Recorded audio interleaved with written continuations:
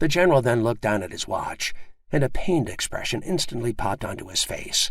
"Listen, I've got to get down to the operations center. We're doing 2 insertions today, and I have to be on hand." "Of course, General," I said. "Sorry to take so much of your time."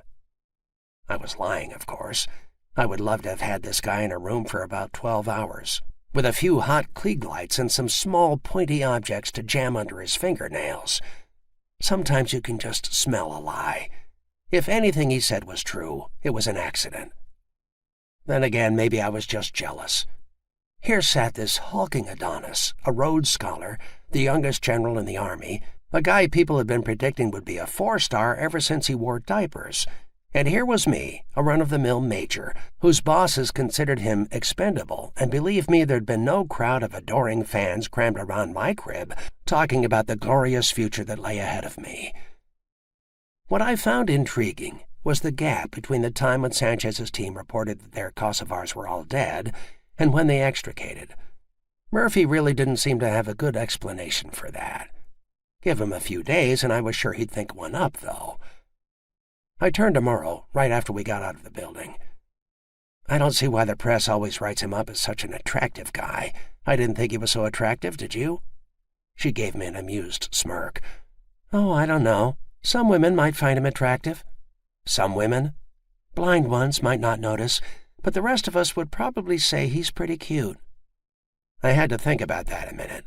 I mean, get real. How can a 6'5", 240-pound former right tackle be called cute?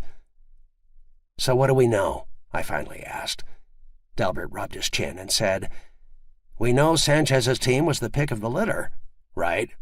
Morrow said, "We know that all of a sudden nobody seems to know Terry Sanchez very well." I said, "Yeah, a little odd, isn't it? All of a sudden he's a leper." We all thought about that. Then Delbert said, "So, what's on for this afternoon?" "We're going to Albania to visit a refugee camp." "Why? When are we going to see Sanchez and his men?" "Look, Delbert, consider that it's a near certainty that Sanchez and his team killed 35 men. Worse, somebody went around afterward and did the coup de grace, perhaps out of spontaneous rage, or perhaps in a more premeditated way to ensure there were no witnesses. Do we all agree with that?" "Of course," Delbert said, with Morrow nodding along in a very thoughtful way.